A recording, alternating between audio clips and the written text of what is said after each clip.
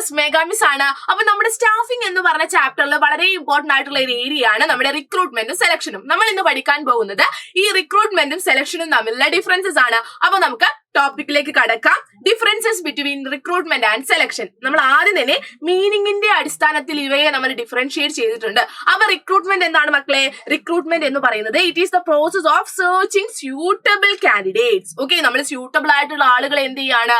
Search ചെയ്യുന്ന process ആണ് recruitment. എന്തിനു വേണ്ടിയിട്ടാണ് സെർച്ച് ചെയ്യുന്നത്? To fill up vacant job position. നമ്മുടെ ഓർഗനൈസേഷനിലുള്ള ജോലി വേക്കൻസികൾ ഫില്ല് ചെയ്യാൻ വേണ്ടിയിട്ട് ആളുകളെ കൊണ്ട് അപ്ലൈ ചെയ്യിപ്പിക്കുന്ന പ്രോസസ് ആണ് നമ്മുടെ റിക്രൂട്ട്മെന്റ് എന്ന് പറയുന്നത്.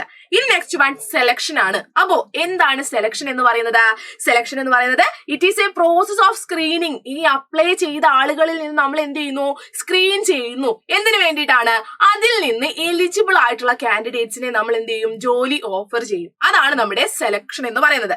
It is A process of screening and selecting the most eligible candidates and offer dum jobs. Okay, ഒരു ജോലിക്ക് അപ്ലൈ ചെയ്ത എല്ലാവർക്കും നമുക്ക് ജോലി കൊടുക്കാൻ വേണ്ടി പറ്റത്തില്ല.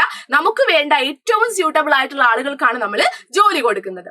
ഇനി നെക്സ്റ്റ് വൺ എന്ന് പറയുന്നത് സ്റ്റേജ് ആണ്. ഓക്കെ, റിക്രൂട്ട്മെന്റിന്റെ, അതായത് റിക്രൂട്ട്മെന്റ് എന്ന് പറയുന്നത് നമ്മുടെ സ്റ്റാഫിങ്ങിനെ പ്രിസീഡ് ചെയ്യുന്നു എന്നുള്ളതാണ് പറയുന്നത്. ഓക്കെ, എന്താണ്? Recruitment proceeds the staffing function. Okay, അപ്പൊ ആദ്യം നടക്കുന്നത് സ്റ്റാഫിംഗ് ഫംഗ്ഷനിൽ ആദ്യം നടക്കുന്നത് എന്താണ്? നമ്മുടെ റിക്രൂട്ട്മെന്റ് ആണ്. അപ്പോ സെലക്ഷൻ എന്താണ്? നമ്മുടെ റിക്രൂട്ട്മെന്റ് എവിടെയാണോ എൻഡ് ചെയ്യുന്നത് അവിടെ എന്ത് ചെയ്യുന്നു? നമ്മുടെ സെലക്ഷൻ സ്റ്റാർട്ട് ചെയ്യുന്നു. Selection always starts where recruitment ends. Okay, recruitment എവിടെ എൻഡ് ചെയ്യുന്നു അവിടെ നമ്മുടെ സെലക്ഷൻ സ്റ്റാർട്ട് ചെയ്യുന്നു. ഇൻ നെക്സ്റ്റ് വൺ നാച്ചുറിന്റെ അടിസ്ഥാനത്തിലാണ് നമ്മുടെ റിക്രൂട്ട്മെന്റ് എന്ന് പറയുന്നത് എന്താണ്? ഒരു പോസിറ്റീവ് പ്രോസസ് ആണ്. എന്തുകൊണ്ടാണ്? നമ്മുടെ candidates are induced to apply for jobs. അതായത് എല്ലാ കാൻഡിഡേറ്റ്സിനും അപ്ലൈ ചെയ്യാനുള്ള ഒരു അവൈലബിലിറ്റി എന്തിലുണ്ട്? നമ്മുടെ റിക്രൂട്ട്മെന്റിലുണ്ട്. അതുകൊണ്ട് തന്നെ ഇതെന്താണ്? ഒരു പോസിറ്റീവ് പ്രോസസ് ആണ്. ഇനി സെലക്ഷനിലേക്ക് വരുന്ന സമയത്ത് എന്താണ്? നമുക്കറിയാം സ്ക്രീൻ ചെയ്യുന്നതിലൂടെ നമ്മൾക്ക് ഒരുപാട് പേരെ ഒഴിവാക്കുന്നുണ്ട് അല്ലെ? സോ ഇതെന്താണ്? ഒരു നെഗറ്റീവ് പ്രോസസ് ആണ്. It is A negative process and more candidates are rejected. അതുകൊണ്ട് ഇത് നെഗറ്റീവ് ആണെന്നാണ് പറയുന്നത്. ഇനി next one contract of service ആണ്. നമുക്കറിയാം കോൺട്രാക്ട് എന്ന് പറയുന്നത് എന്താണ്?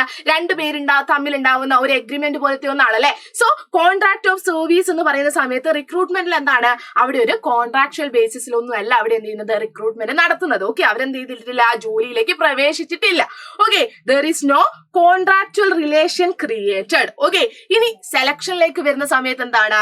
അവിടെ it involves contract of service between employer and employee. എംപ്ലോയറും എംപ്ലോയിയും തമ്മിൽ എന്താണ്? ഒരു കോൺട്രാക്റ്റിലേക്ക് വരുന്ന പ്രോസസ് ആണ് നമ്മുടെ സെലക്ഷൻ എന്ന് പറയുന്നത്.